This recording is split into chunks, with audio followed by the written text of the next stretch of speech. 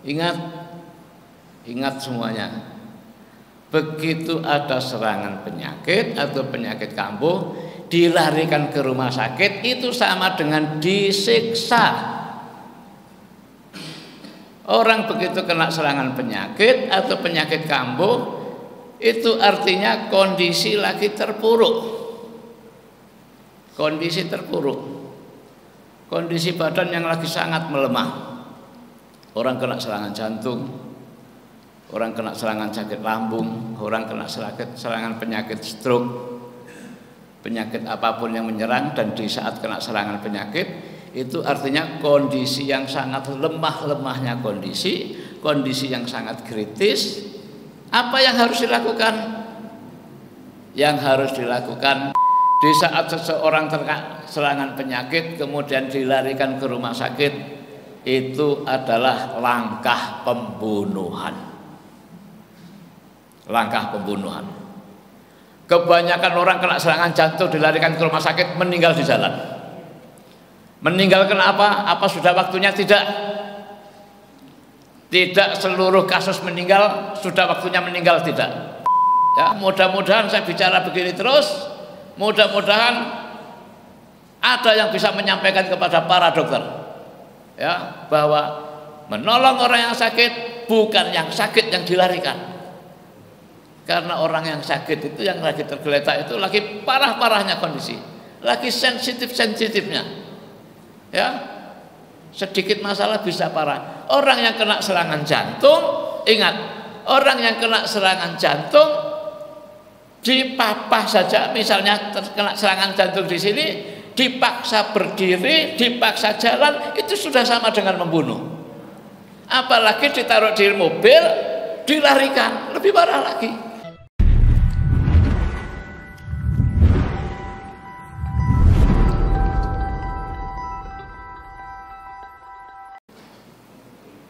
Pagi ini kita bertemu dalam rangka untuk mengkaji sebagian dari sunnah nabawiyah yang berkaitan dengan masalah kesehatan. Malam ini begitu saya mau tidur, saya dapat berita duka, sahabat saya meninggal dunia. Inna lillahi wa inna ilaihi raji'un. Ceritanya sangat sederhana. Kemarin siang sekitar jam 2 terkena sakit lambung kambuh. Kemudian dilarikan ke rumah sakit. Ini yang selalu menjadi ganjalan saya. Banyak orang jatuh sakit, penyakitnya kambuh, dilarikan ke rumah sakit. Ingat, ya, ini selalu saya ingatkan ke kawan-kawan saya, saudara-saudara saya. Ya, 3 bulan yang lalu sahabat saya juga begitu. Tiba-tiba penyakitnya kambuh, dari Jombang dilarikan ke Surabaya. Ingat, ingat semuanya. Begitu ada serangan penyakit atau penyakit kambuh, dilarikan ke rumah sakit, itu sama dengan disiksa. Orang begitu kena serangan penyakit atau penyakit kambuh, itu artinya kondisi lagi terpuruk. Kondisi terpuruk, kondisi badan yang lagi sangat melemah. Orang kena serangan jantung, orang kena serangan sakit lambung, orang kena serangan penyakit stroke, penyakit apapun yang menyerang, dan di saat kena serangan penyakit itu artinya kondisi yang sangat lemah-lemahnya kondisi yang sangat kritis. Apa yang harus dilakukan? Yang harus dilakukan, istirahatkan di tempat, tangani sebisanya, keluarga yang ada sebisanya menangani. Bagaimana cara menangani? Cara sebisanya menangani, nggak bisa berbuat sesuatu, pundaknya dipegang-pegang, ini sudah menangani. Ya, pundak ini, kalau misalnya orang sakit tiba-tiba kena sesak nafas, susah nafas, pundak dipegang-pegang, ini sudah meredahkan organ paru-paru, melonggarkan. Orang kena serangan jantung, di mana jantung? Di dada sebelah kiri. Ya, dada bukan tengah-tengah persis, agak sedikit kiri.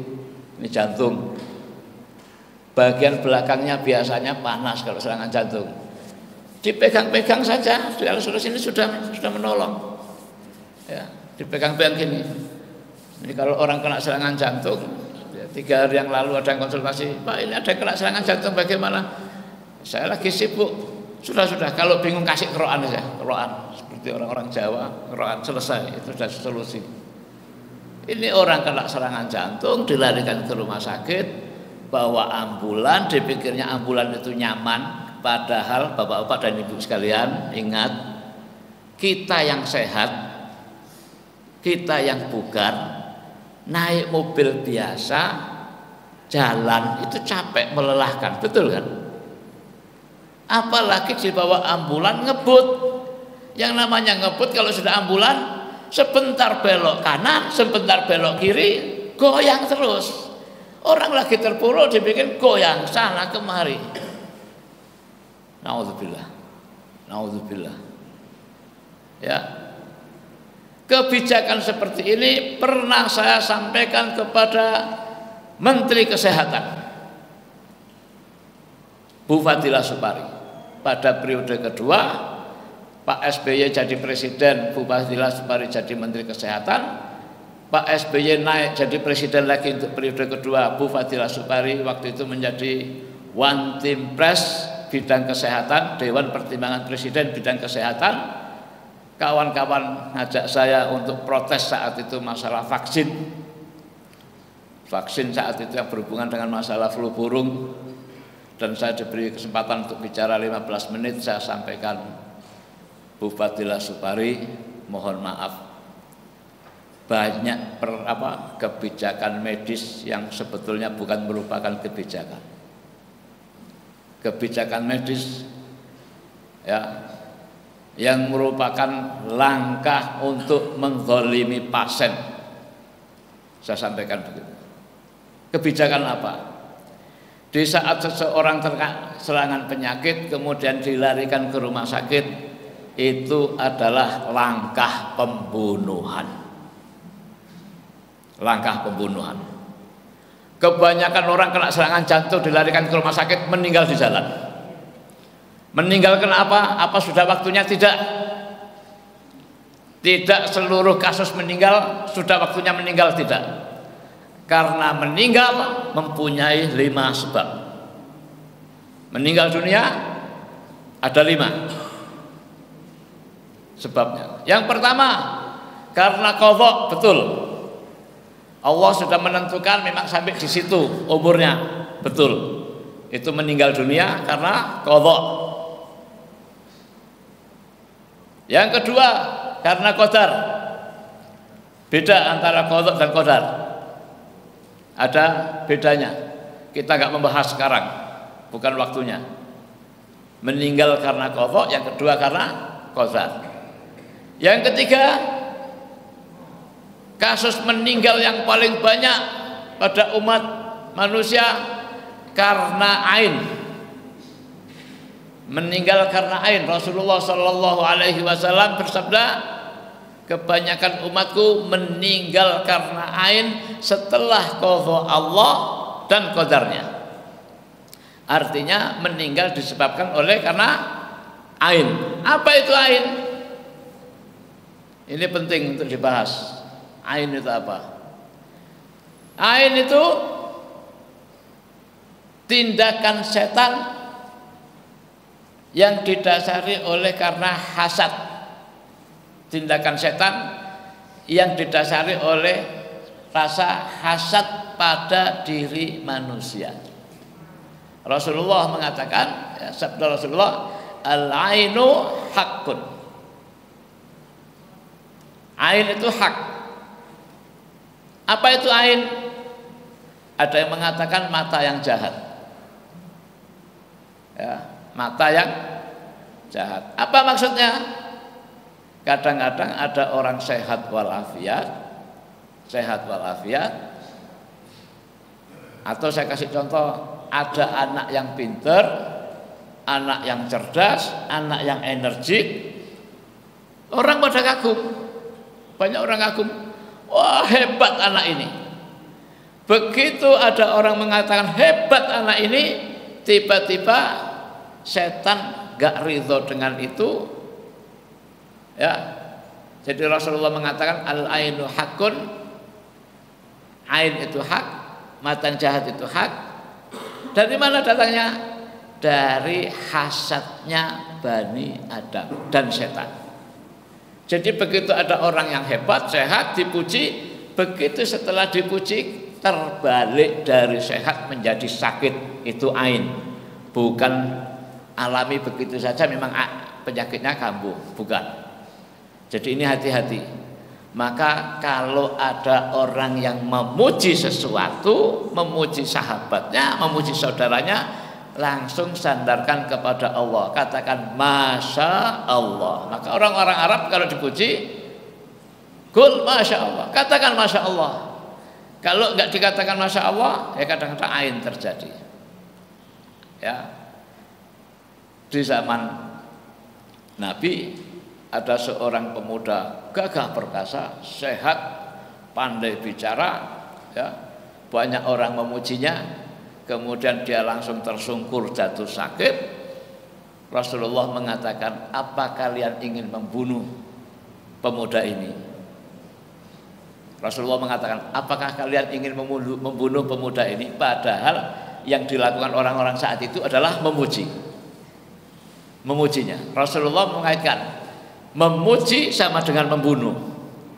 Ya, ini berkaitan dengan ain. Maka Rasulullah mengatakan, barang siapa yang kagum pada seseorang dengan kehebatannya, maka sebutkan kehebatannya dan sebutkan Masya Allah. Sebutkan Allah, kira-kira begitu. Ini sebab yang ketiga, ain. Kasus meninggalnya umat yang paling banyak masalah ain. Apa yang keempat? Ya, kasus meninggal yang keempat, meninggal karena terzalimi. Faman qutila mazluman dalam Al-Qur'an, orang yang meninggal karena terzalimi. Dalam hal ini banyak orang yang meninggal terzalimi dalam pengobatan. Terzalimi dalam pengobatan, termasuk barangkali berita meninggal yang saya dengar.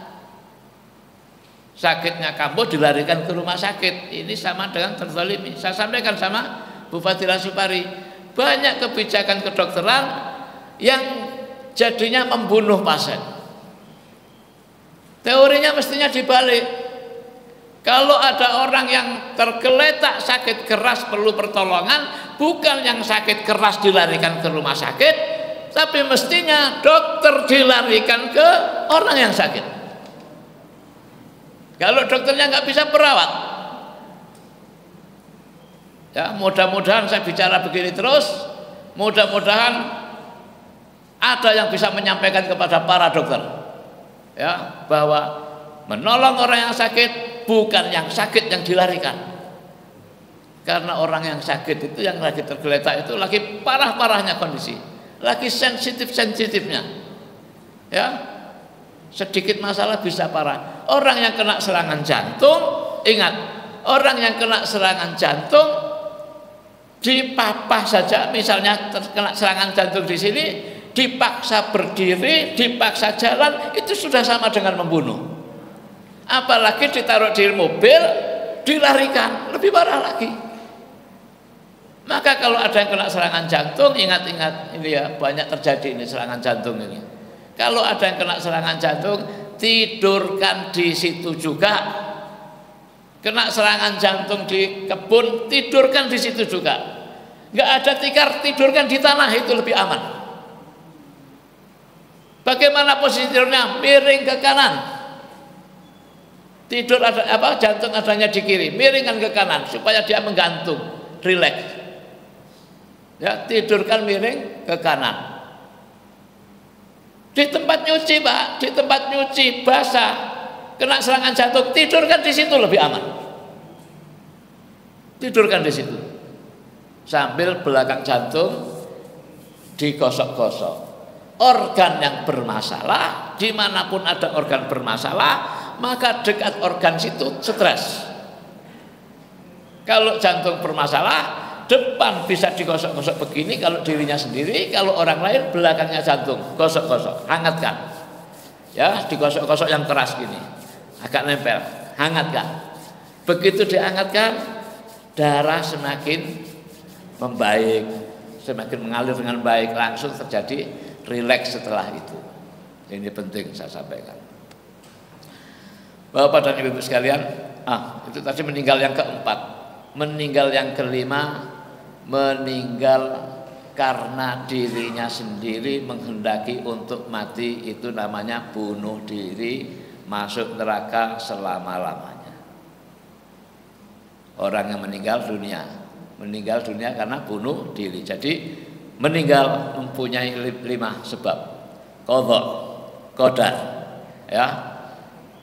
Qadha, qadar. Yang ketiga ain, disebabkan oleh ain, dipuji tadi. Yang keempat karena mazlum. Dalam hal ini mazlum bisa dibunuh dengan pisau, bisa disiksa, termasuk dengan pengobatan yang salah, pengobatan yang zalim ini. Ya. Orang sudah lemah dikasih obat yang bersifat racun terus. Orang barat mengatakan a medicine is a poison. Ingat, obat medis adalah racun. Kalau obat bukan medis tidak. Tetapi obat medis jelas-jelas orang barat mengatakan a medicine is a poison. Sudah melemah dikasih racun, ya mati. Makanya ini bisa matinya karena yang keempat. Yang kelima meninggal karena bunuh diri. Bapak dan Ibu sekalian, saya datang sini dalam rangka untuk membahas tentang sunnah nabawiyah di bidang kesehatan. Ya, ini yang selalu saya suarakan. Saya dakwah kemana-mana membawa 3 misi. Misi tentang pangan, ya. Maka saya buat gerakan tentang kedaulatan pangan. Saya katakan kedaulatan pangan. Kenapa kedaulatan? Karena faktanya para petani kita sudah nggak berdaulat. Para petani yang kerjanya menyiapkan pangan untuk kita, mereka sudah nggak berdaulat, dijajah di negerinya sendiri. Yang kedua, saya bicarakan juga kedaulatan kesehatan. Kenapa kedaulatan kesehatan? Karena faktanya masalah kesehatan sudah nggak berdaulat. Ahli-ahli kesehatan sudah nggak berdaulat, dibatasi ilmunya, dibatasi geraknya, ya, segalanya dibatasi, sudah nggak berdaulat. Siapa yang membatasi? Bangsanya sendiri, lewat tekanan asing. Adanya medis termasuk salah satu, pengobatan medis termasuk salah satu yang membatasi, yang memaksakan kehendak bahwa urusan kesehatan dipaksakan harus menggunakan ilmu mereka, standar mereka, walaupun standar mereka pincang, standar mereka kacau.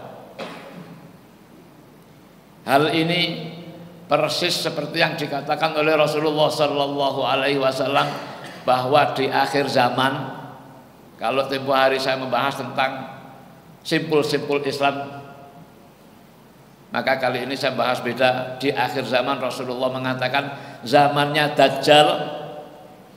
Siapa itu Dajjal? Dajjal itu matanya satu. Ingat, kalau punya uang dolar Amerika, di dalam gambarnya dolar Amerika itu ada gambar mata satu di tengah-tengahnya persis. Ini jangan-jangan Amerika ini Dajjalnya. Saat itu Rasulullah mengatakan begitu muncul Dajjal, maka hampir seluruh manusia, dikatakan hampir seluruh manusia diiming-iming oleh Dajjal tentang surga, di mana surga itu yang sebenarnya adalah neraka, dan neraka yang sebenarnya adalah surga. Hampir seluruh umat manusia menerimanya. Saya membayangkan kalau Dajjal itu bentuknya cuma makhluk yang satu, kalau dia ada di Saudi, kita di Indonesia nggak menghadapinya. Kalau Dajjal itu adanya di Indonesia, misalnya Dajjal itu sekarang ada di Pekanbaru, maka seluruh umat di seluruh dunia nggak menghadapinya karena dia ada di Pekanbaru. Saya bingung untuk memahami ini. Rasulullah mengatakan begitu Dajjal muncul, dia menawarkan surga yang surga itu sebenarnya adalah neraka. Dia menakut-nakuti, jangan mengerjakan ini nanti ke neraka, tapi itu sebetulnya adalah surga. Dan anehnya Rasulullah mengatakan hampir seluruh manusia tertipu. Sementara di akhir zaman ini jumlah manusia sekitar 7 miliar ya, dan jumlah umat Islamnya saja sudah miliaran. Di Indonesia saja sudah sekitar 200 juta lebih umat Islam. Kira-kira kalau Dajjal itu cuma satu sosok pribadi, gimana teorinya? Susah. Maka jangan-jangan Dajjal ini adalah sistem. Jangan-jangan Dajjal ini adalah sistem. Sistem apa? Sistem yang ramai dibicarakan New World Order, tatanan dunia baru. Di mana dalam tatanan dunia baru memang dibicarakan sistem satu kontrol satu mata, melihat segalanya. Jangan-jangan ini, wallahu a'lam. Kalau memang ini, maka ya segala kebijakan internasional, segala kebijakan yang berhubungan dengan negara dimanapun, maka sistem itu semuanya adalah sistemnya Dajjal. Naudzubillah, wallahu a'lam. Saya nggak bisa memastikan, tapi jangan-jangan begitu. Termasuk pengobatan, ya. Maka ingat, kalau betul itu, maka begitu ada orang sakit dan dia mengikuti sistem yang ada, masalah penyakit, maka dia akan terjerumus. Yang dikatakan menyehatkan, itu akan menyakitkan, menjadikan penyakit. Dan sebaliknya, yang diwanti-wanti, jangan berobat dengan cara ini, justru itu yang akan menjadikan kesehatan. Karena memang beritanya begitu, yang disampaikan oleh Rasulullah Sallallahu Alaihi Wasallam. Dan begitu saya amati, memang begitu adanya. Ya, begitu saya amati, begitu adanya. Cara-cara sederhana tidak boleh lagi berkembang. Saya mengembangkan pengobatan, dan yang saya paling utamakan dalam pengobatan yang saya kembangkan adalah hijamah. Rasulullah Sallallahu Alaihi Wasallam bersabda, "Alaika bil hijamah." Hendaklah kau lazimi hijamah. Apa itu hijamah? Bekam, mengeluarkan darah. Waktu Isra dan Mi'raj, dan khususnya waktu Mi'raj. Apa itu Mi'raj? Mi'raj itu perjalanan Nabi dari Masjidil Aqsa. Kalau Isra dari bumi, dari Mekah. Subhanalladzi asra bi'abdihi minal masjidil haram ilal masjidil aqsa. Itu Isra. Isra perjalanan Nabi dari Masjidil Haram ke Masjidil Aqsa. Mi'raj perjalanan lanjutnya. Apa? Dari Masjidil Aqsa ke atas, Waktu Mi'raj, ya, begitu ada peringatan Isra dan Mi'raj, apa yang dibahas? Tentang fardu sholat 5 waktu. Setiap peringatan Isra dan Mi'raj selalu membahas tentang fardu sholat 5 waktu. Apa yang terjadi waktu Mi'raj? waktu Mi'raj ada kedua kejadian yang sangat mendasar. Waktu Mi'raj, dua kejadian yang sangat mendasar. Apa? Yang pertama, difardukannya sholat 5 waktu. Perjalanannya panjang. Rasulullah ketemu dengan Nabi tertentu, diwajibkan sholat 50 kali. Nabi dinasihati, Nabi, gak kuat umatmu. Ringkasnya begitu. Ceritanya panjang itu nanti biar Ustaz bahas tentang Mi'raj. Yang kedua, kejadian Mi'raj ini, setiap Rasulullah Shallallahu Alaihi Wasallam ketemu dengan para malaikat, dalam hadis dikatakan ma marra bimalain, artinya tidaklah Rasulullah jalan papasan dengan malaikat, setiap malaikat pasti pesan agar Rasulullah melazimi hijamah dan melazimkan hijamah untuk umatnya Nabi. Jadi kejadian Mi'raj itu dua kasus yang paling utama. Satu tentang fardunya sholat, yang kedua tentang melazimkan hijamah bekam sebagai terapi pengobatan yang paling bagus yang harus dilazimi untuk umat Islam. Ya, setiap ada peringatan Isra Mi'raj, sholatnya dibahas, apakah hijamahnya dibahas? Dibahas enggak bapak-bapak? Enggak, dilupakan. Padahal di Sahih Bukhari keduanya dibahas dengan jelas, di Sahih Muslim dibahas dengan jelas, di seluruh sanad, di setiap ada kitab hadis bab Isra dan Mi'raj, maka buku tersebut, hadis-hadis tersebut pasti membahas tentang sholat dan tentang hijamah. Ini pentingnya hijamah. Maka pantas kalau Rasulullah Shallallahu Alaihi Wasallam mengatakan sebaik-baik pengobatan adalah hijamah yang nomor satu. Yang kedua fasdu, sebaik-baik pengobatan. Dan ini merupakan kebutuhan pokok, kebutuhan pokok untuk umat. Kebutuhan pokok untuk umat itu yang nomor satu makanan. Yang nomor satu makanan. Yang kedua pengobatan, jangan salah. Jangan dikatakan pendidikan. Pengobatan dulu, ya, baru pendidikan. Seluruh ajaran Rasulullah yang berhubungan dengan ibadah ini untuk kesehatan semuanya. Sampai-sampai sholat untuk kesehatan. Sholat itu riyadhah untuk kesehatan. Puasa untuk kesehatan. Zakat untuk kesehatan. Haji sangat berhubungan dengan kesehatan semuanya. Kira-kira begitu.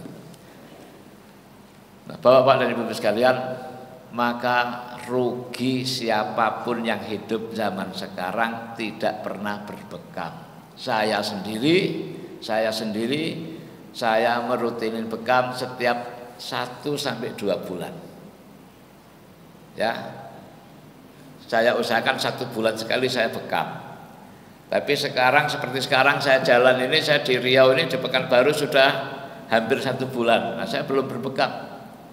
Maka saya katakan 1-2 bulan, nanti sampai di rumah saya cepat-cepat bekam.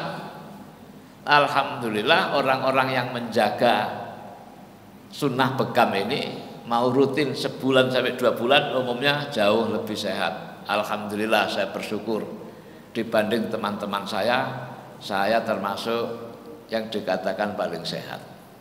Saya dari pondok pesantren Gontor, teman-teman yang satu rating dengan saya sekitar 350 orang, alhamdulillah saya termasuk yang paling sehat. Saya masih siap tempo hari nyetir, saya dari Jombang sampai ke Pekanbaru saya nyetir di tempat teman saya, alhamdulillah.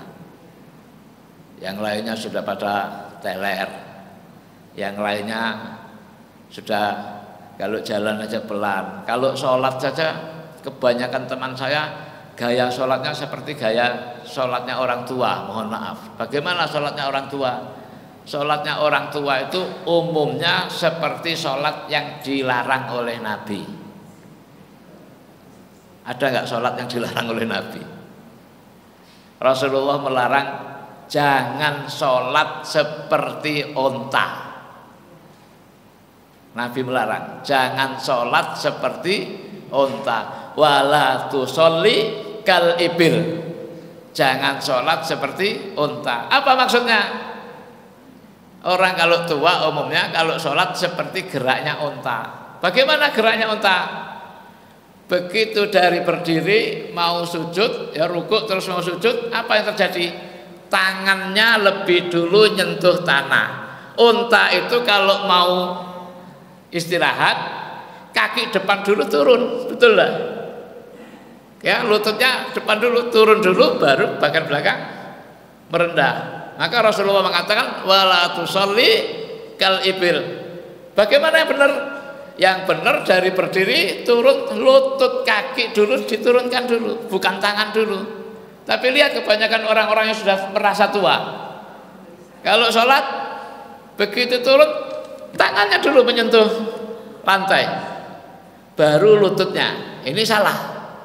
Rasulullah mengatakan wala tusolli kal ibil. Maksudnya apa? Maksudnya kalau sholat jangan tangan menyentuh tanah dulu. Ini gerakan orang tua yang sudah kurang sehat. Paksakan kalau sholat walaupun sudah tua, untuk lututnya lebih dulu, itu nanti akan melatih lebih sehat.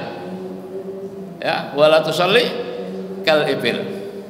Kalau saya peragakan, saya berdiri sini ya, sebentar. Jadi orang kalau sholat rukuk, sami Allahu liman hamidah. Berikutnya kalau orang tua begini. Nah, ini salah. Yang benar lutut dulu. Baru begini. Perhatikan. Ini banyak orang umurnya 40 sudah seperti orang tua. Banyak saya perhatikan, baru 40-an, 50-an. Ya, jadi yang benar sholat itu lututnya turun dulu, gerak. Kalau itu yang dilakukan, dia akan lebih sehat. Apalagi dalam gerakan sholat yang mendukung sholat, mendukung kesehatan. Waktu ruku, kebanyakan orang yang sudah agak umur, lututnya agak ke depan. Ini juga salah. Ruku itu satu mekanisme di mana tubuh manusia yang berat, tubuh manusia yang berat itu mulai dari pantat sampai ke atas ini yang paling berat.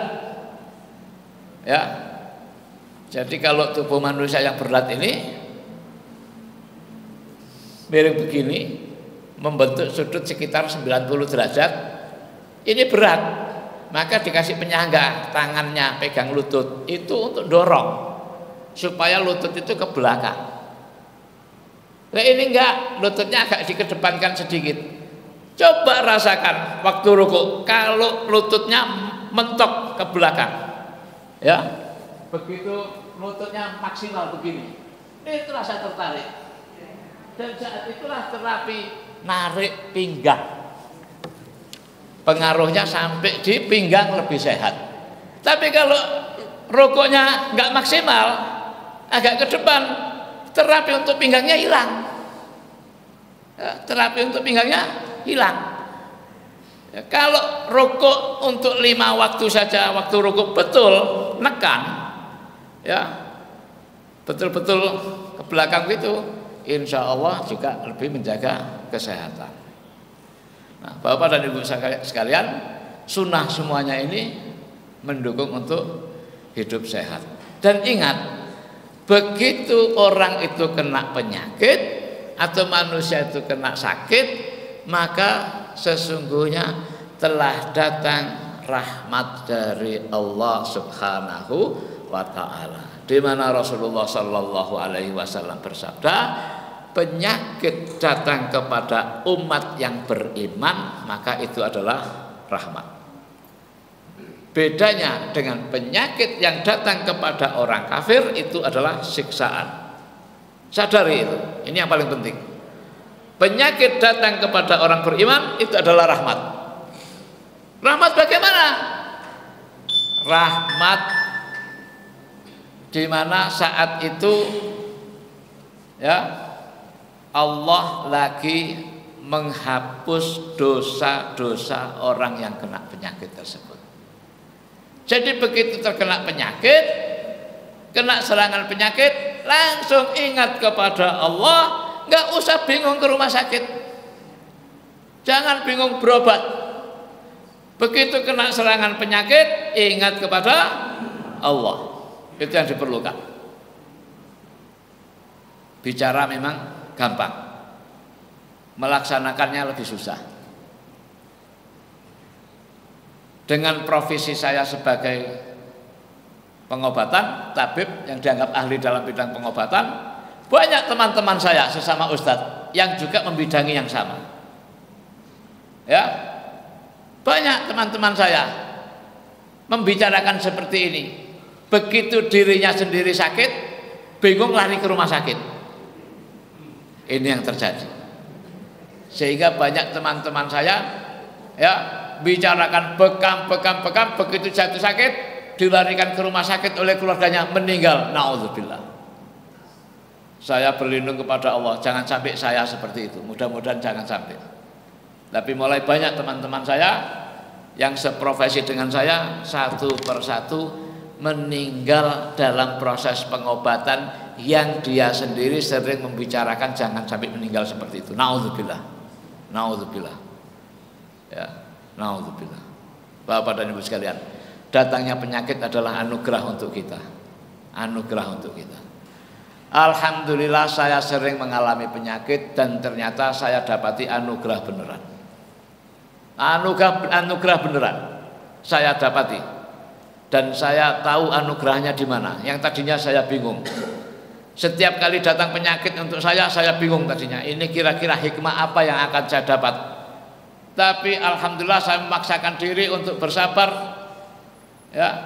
Dan saya nggak mau dibawa ke rumah sakit. Sampai suatu ketika waktu Covid terjadi, kerja saya mengamankan banyak tetangga-tetangga saya. Mengamankan bagaimana?